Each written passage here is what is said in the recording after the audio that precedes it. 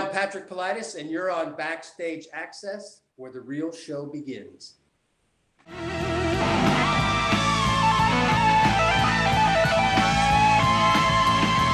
This is Gus Gressinger here with Backstage Access. We're here with a different type of guest today.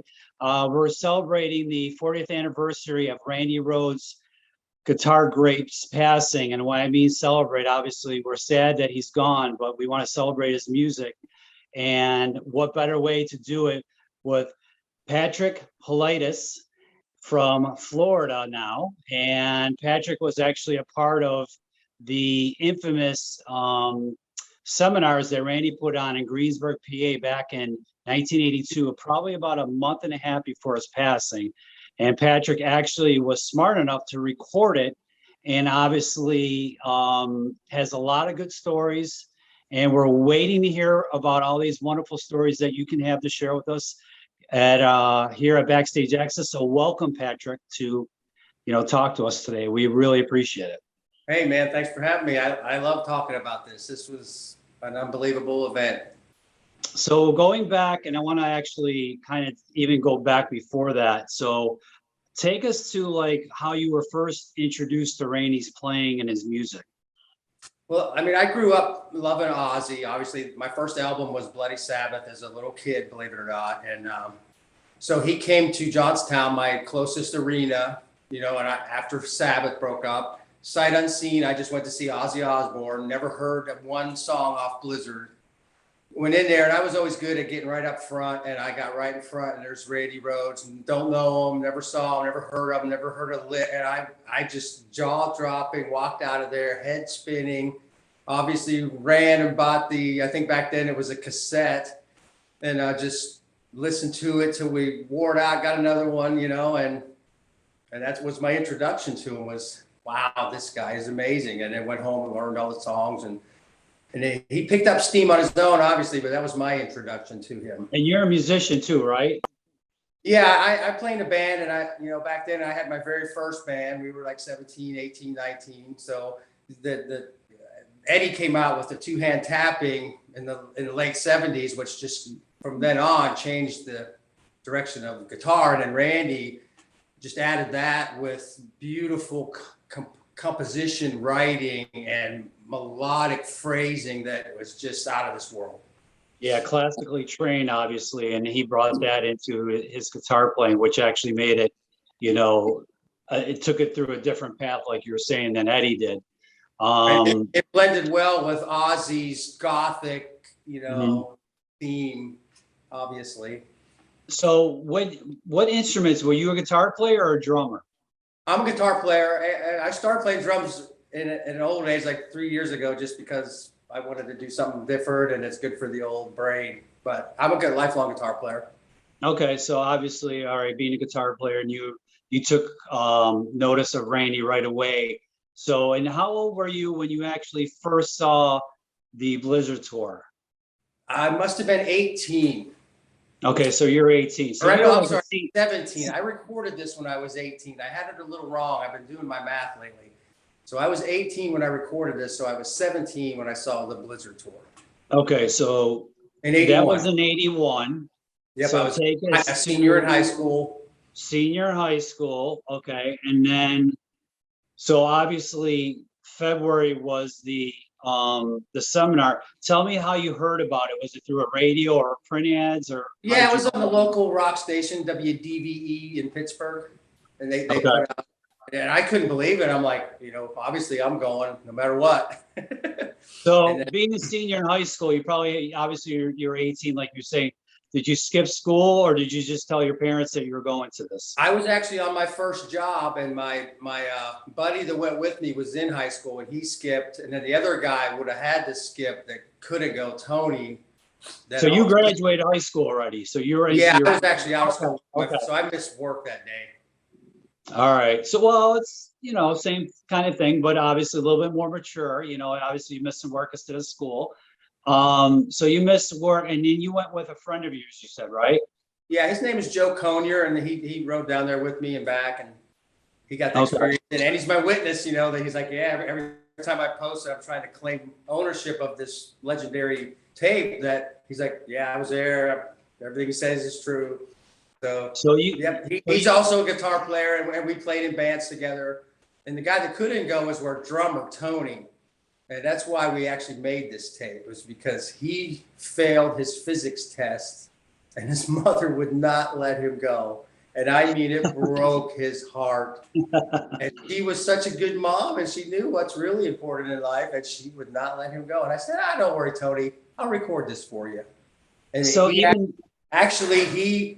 gave me his tape recorder. It was his that I used to tape it. So he set me up. I was not even smart enough to buy new batteries. Thank God it worked. And then the last, it's a shame a little bit. And when he's got to the Diary of a Madman toward the last the last part of the hour, it's warbly because the batteries were indeed dying. So him being a drummer, it's kind of interesting that he actually had really a big interest in attending this. Oh yeah, we were all, young guys. He didn't want to be without his friends, and it's something right. that he was always a consumer and a connoisseur of music. He would always find new stuff and introduce it to me and things of that nature. So yeah. You guys are planning this, and then you're going. So did you actually go there beforehand to get the kind of the lowdown how it's going to go, or no? I mean, we were young mavericks. I had a van that could barely get there. It was a good hour and a half away. Okay. And we just got there. We actually were late for the first one, and I thought there was two. So I said, "Well, we're late for the first one. We'll get in line and be at the front for the second one." Well, it ended up there. I've learned since that there were four, which just blows my mind that he did 4 one-hour seminars the day of a concert. Yeah, I was just going to say, rewind, take us. So did you know that there were going to be 4, or did you know or you just show up and then they said, oh, there's going to be multiple? I thought there was going to be 2. It's for some reason, I don't fully remember why I thought there was going to be 2, but I did know there was at least 2. So I wasn't worried when I was bummed we were late. I want to be there for the first one. But so what time did you guys get there? I remember it was like noonish, when these things started, 11 a.m. to noonish, I believe. Okay, and then how many people? It was a cold February day and gray, Oh yeah, February 2nd. I'm sure the weather was not good. So, okay, so you guys got down there at around noon, 1 o'clock, and how many people did they let in per seminar? It seemed like it was about 40 to 45, maybe 50 at the most. I think from what I remember, I heard there was 40 people there on each one. Okay, so where did you guys have to wait? We were just right outside the door, like rock fans. So you're literally at the door to the store. We just lined up, and the people, they had to, all right, get out of the way. We got to let these ones out, kind of deal, Okay, so then it was like you guys go in. Was there chairs, or did you guys just sit down? Yeah, they had a makeshift setup of foldable chairs in a square. Okay. They just gave him a bar stool on one end. Okay. Yeah, and okay, yep. And that was taken by John Fox, I believe, correct? So together, I think John Fox, who did the photography, and I have the audio. Together, we can recreate this event probably better than anybody. You can smell the room, and when you're looking at it and listening. So musty in that old music store. It was great. So when you guys got in there, okay, so they let the people out, and you waited, like you said, a little over an hour, possibly? Yeah. Well, I was late, so I probably waited about 35, 40 minutes. Okay. So, so you got in there, and then you said how close were you? You said you were the first person to go in for the second seminar? Yeah. Or third. You said, was it second or third one did you go in? It was the second one. Okay. Because here's an interesting little note. John Fox, who did the photos, he was waiting in line for the third one. Okay. And he has as we got to know each other in the last few years, he has a vivid memory of me leaving, clutching that recorder like it was gold, he said. And he's in the front line coming in for the third one. That gave me goosebumps when he told me. He goes, "Patty, I have this vivid memory of you." leading that, holding it like the golden goose. I was like, That's cool. Yeah. So you're in there, you get your spot, you're in the front with your friend. And then how long was it before they started the next? Was it like you had to sit it there was for? quick. It was very quick. And actually, I asked one of the workers there if I could record this, and he said no. Oh, So that's my questions. some store dude almost ruined it, right? Because I was a kid, I would have not done it. And then he thought Right. about it. He goes, "What are you going to record it with?" And I showed him that. And he goes, "Oh, okay, go ahead." So thank goodness, right? So Randy didn't care that we saw that. He didn't probably. I don't totally know if he noticed it because his stool was sitting there. He wasn't on it. He was off to the left. I put it between us, literally as close as I am to you, between us. It was so cool. I'm right at both of our feet. And he was over there, and you could hear it on the tape. He's warming up, like, he just tearing it up. And then the guy introduces him, the guy that almost didn't let me record. You can hear him on there. He announces Randy, says a little bit on the tape, and then he comes and sits down, and it begins.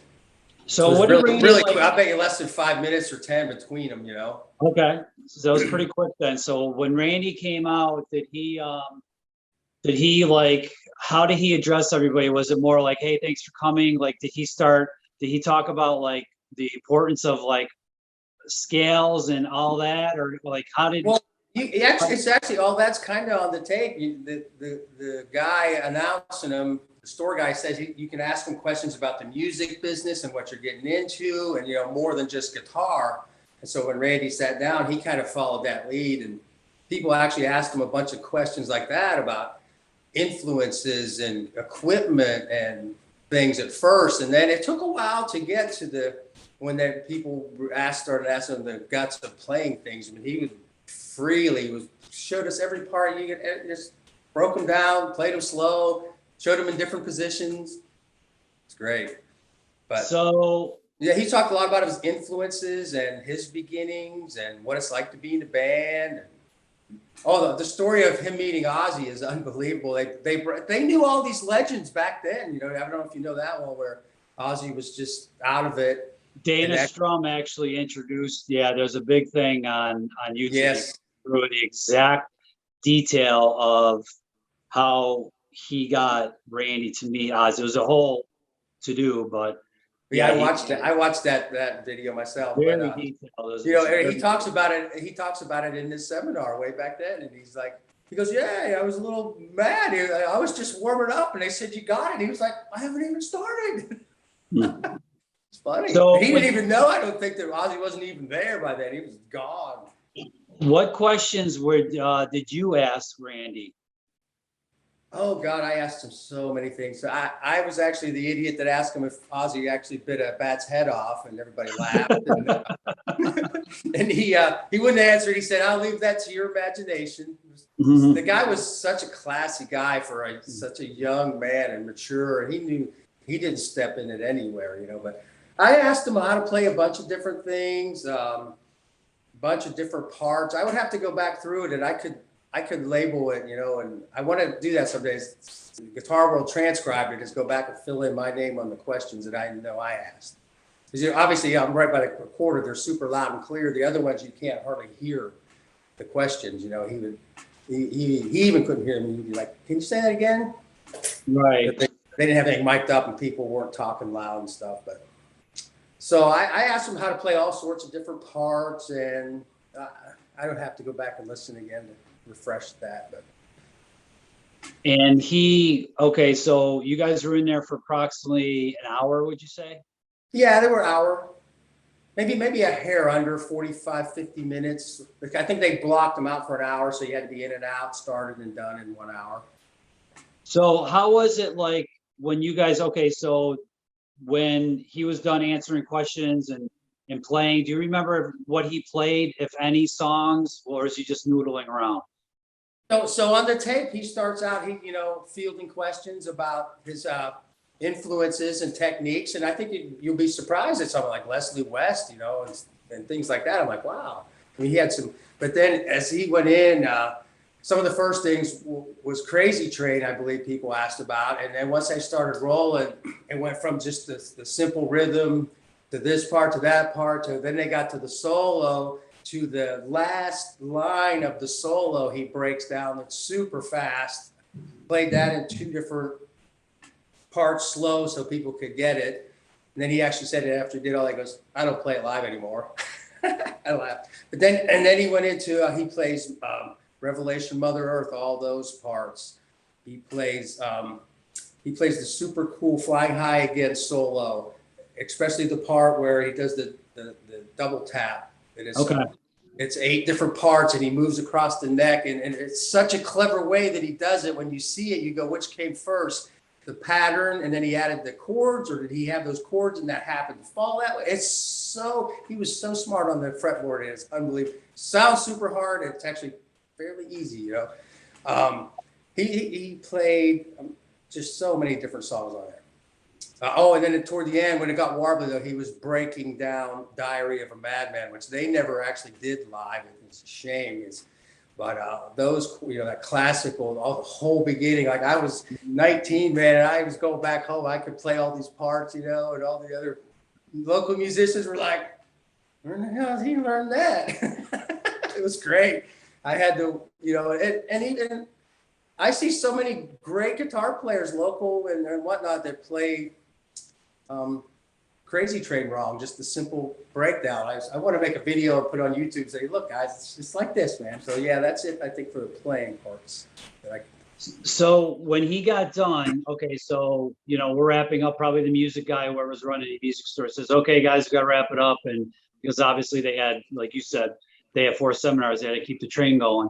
So when they said, okay, guys, we're going to wrap it up, did they have people line up, or was it just kind of like a free for all where you went up there and say, hey, Randy, can I get something signed, or can I get a picture or something like that? How did that go? It was like bum rush. He got bum rushed. He got up and everybody just was like, whoa, you know, and I was the first one to go, can I please have that pick? And he handed me this pick right here and got the autograph that day. You can see here's the ticket stubs from the shows that involved, and that's the autograph of Ozzy from the day I gave him the only other copy. We'll get to that in a second. So when Randy was up there and you obviously went up and, you know, said hello to him and he signed. Did he actually, how was he? I'm assuming it was rushed. It sounds like it was rushed. So he's just signed stuff for people and then that was it? He took picture. He let people get beside him with their hand on his fretboard on that classic cream Les Paul. So many shots of that, you know, just touching them and stuff. People, it is great, man. And he was so just, you know, hear it on, you know, when the people listen to this day, he was so unassuming and just, you know what I mean? He wasn't like rock starring it at all. He was humble and just glad to be there. You know, he knew what he had and where he was. And he ultimately, to me, was a teacher. And that's why he was there. And he loved the guitar above all else, I believe.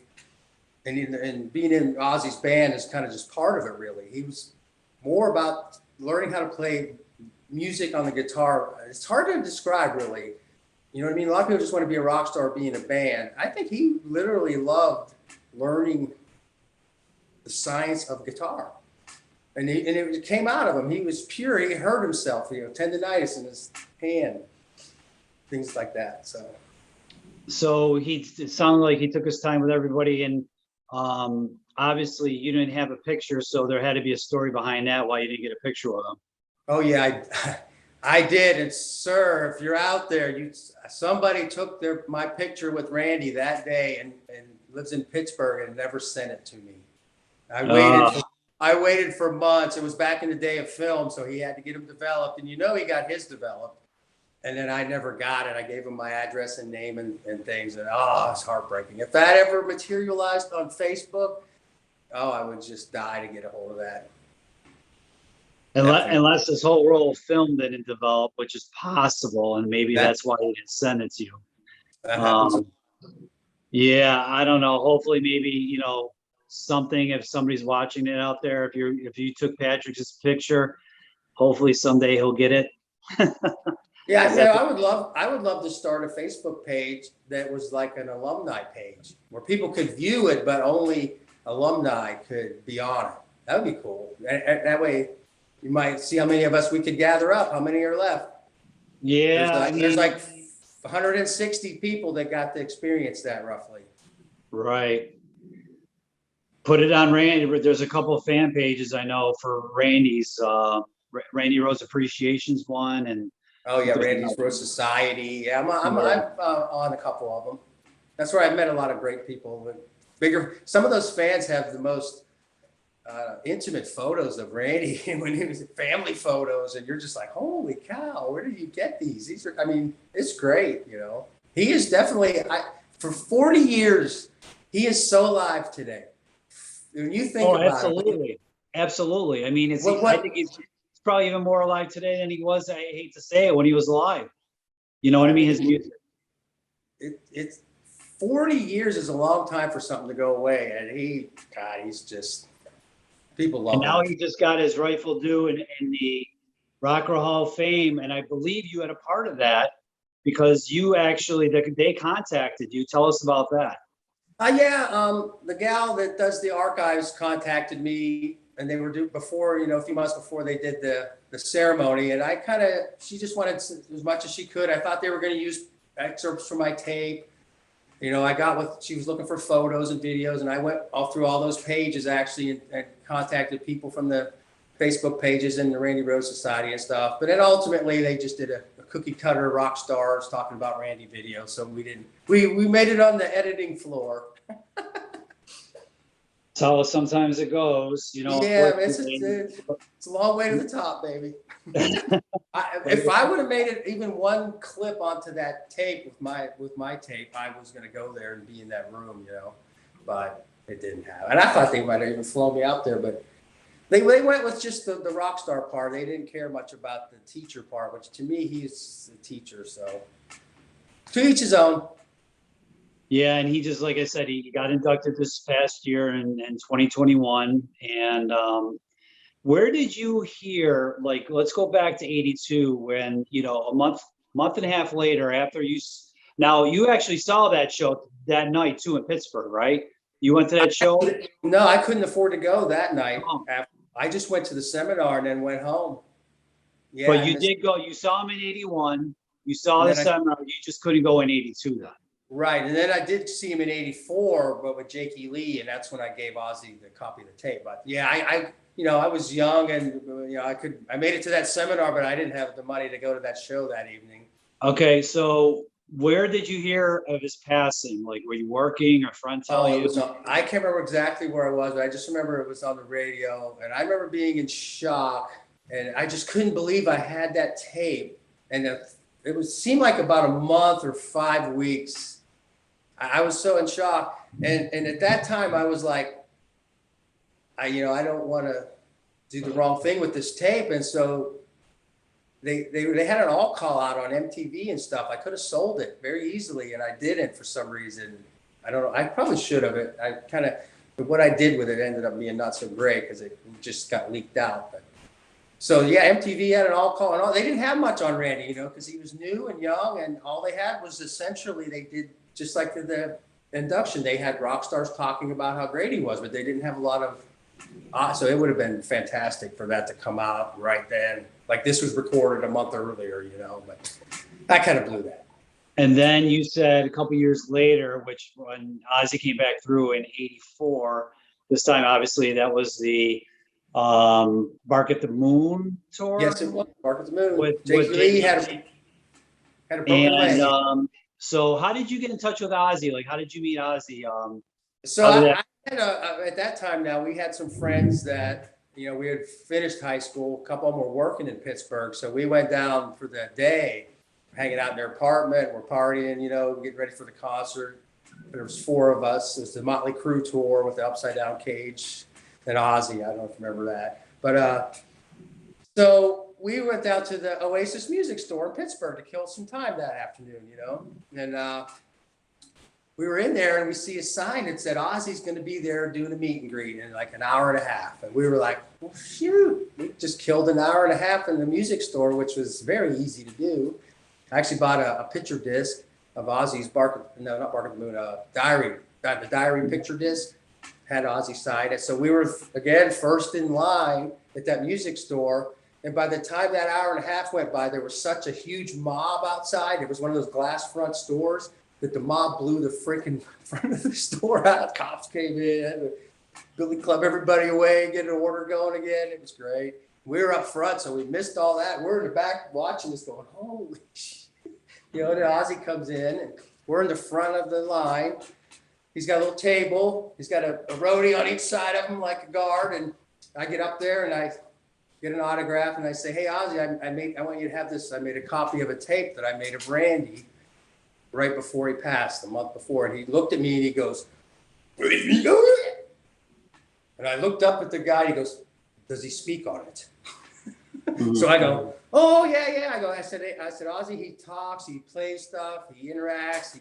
There's an hour of Randy talking. I had my name and my phone number and all my contact info. I figured that we would decide what to do with this tape. Well, it ended up just getting leaked out. And right after that in 84, I moved to Florida in 84. So I'm young and I'm starting my bands. I was so full on onto that I had a roommate that I played in a band with that had a Randy Rhoads Jackson and a Polka Dot Flag V and a Cream Les Paul. And I never bothered to mention to him that I had that tape. And he found out like 5 years ago. And he's like, God damn it. So he's like, I cannot believe that we played in all those bands and lived together. And you never bothered to mention that you had this tape. And I was like, yeah, I guess it never came up. We were doing our thing, you know. But so I didn't really know what happened to it. At least 10 to 12, maybe 15 years later, my friend, the drummer, he called me. He goes, hey, Pat, remember that tape you made when we were kids? I go, yeah. He goes, it's all over YouTube now. I go, what? And he goes, yeah, here's the link. And I found it, and it's Randy Guitar Seminar parts 1, 2, and 3. It was broke down into 3 different videos. I'm like, wow. And then several people started doing it. And then, so I went on there and I started just claiming, like, look, here's my name, here's, my info. This is my tape. I just wanted some credit, right? So I find the tape, on YouTube, right? And then I tried to claim and stuff, and nothing went by, nothing happened much, other than people did reach out to me. And then maybe 5 years later, he reaches out again. He goes, hey, Pat, he goes, that tape that's on YouTube? He goes, Guitar World printed it in their magazine and transcribed it. And I'm like, no way. So now I'm really like, damn, I really wish I had at least credit for this, So I contacted the editor of the Guitar World, and he was like, you know what, you got my interest. I'm headed on vacation, but I'll get with you when I get back. And then he never did, and never, they still to this day use my tape as fodder. Like they'll break it down. Here's a little excerpt from that seminar, how to play it. I'm like, can at least put my name on there, Guitar World, but legalities. So probably I'm assuming that Ozzy had nothing to do with it. Probably he didn't even think twice about it. One of his roadies or assistants took it, and then they knew that they forgot what it was. And then years later, they played it and were like, and probably whoever had it probably got something for it. Probably. Well, so I found out about 2 years ago, somebody did see that my claim, and it was another podcast, and he interviewed me. And he filled me in, and he goes, well, Pat, I want to thank you for this tape. The world thanks you, and all the Randy files, as they're known, thank you. And he said that this tape traveled the world, sold for $50 a copy through the late 80s and 90s at every guitar show in the world, Europe, everywhere, he said. And I started looking, and I found all these different manufactured CD packs and, tapes and things. And I was like, son of a gun, man. So he goes, it's known as the Holy Grail of bootleg tapes, Pat. He goes, I can't believe I'm talking to the guy who made it. So this is really great. So I was just like, I went viral before viral was a thing, I guess, right? You did. Basically. And, this little, look at it. I spelled his name wrong like everybody does. You know what's funny? I don't, Yep. I feel bad You see about it it. because they spelled his name wrong on the plaque on that one induction. They spelled his name wrong on this 1984 English printed rare poster. They have Rhodes. I mean, for such an easy name, that poor guy I think his mom, she didn't even care after a while. Like, okay, you guys can't spell Rhodes. Wow. That's funny. So, all right. So let's wrap this up. So, obviously being there, looking back on everything, obviously you were a kid when you gave the tape to Ozzy, probably maybe at, retrospect, we all do things when we're young, but, you're still part of history that, like you said, 140-ish people, thousands and thousands would love to do something like that or taking part of that.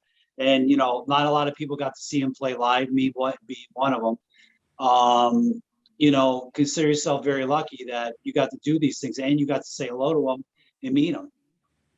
I got to say this. I said, I am honored beyond belief that really this is one of the greatest things, if not that I've done in my life for the world, and this gift.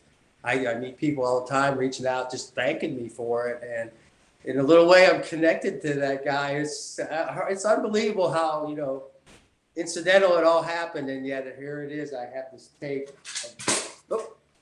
40 years old, coming up on Saturday. Look at it. It's just old. I think I recorded over something else. You can see I scratched it all out. You know what I mean? It's nothing. So unassuming. The batteries could have died at any second. I didn't even buy new batteries, for God's sake. Didn't even know if it worked. And talk about hanging by a thread, right? So I'm just honored. I am honored and thrilled, and I love every time I see people. I go through those threads of them commenting on that. Even though they're not my videos on YouTube, they're just loving on it, And you're a part of rock and roll history, and today I'm assuming you're still a part of music. What are you doing with music today? Well, today, I run sound. I have a couple sound systems and a light show. So I do some local bands, and then I also do some DJing to keep my fix of music. So I go by DJ Dash here in Orlando, as well as running sound for bands. That's how I keep out there. So if they want to get in touch with you, if people in the Florida area want to hire DJ Dash or hire you as doing sound, where can they look for you? Just look up Patrick Politis on Facebook. Okay. Thanks, Patrick. I appreciate it, man. Have a good one, and I'll talk to you soon. All right, glad we got it off, brother. All right. Have a good one, bud. You too.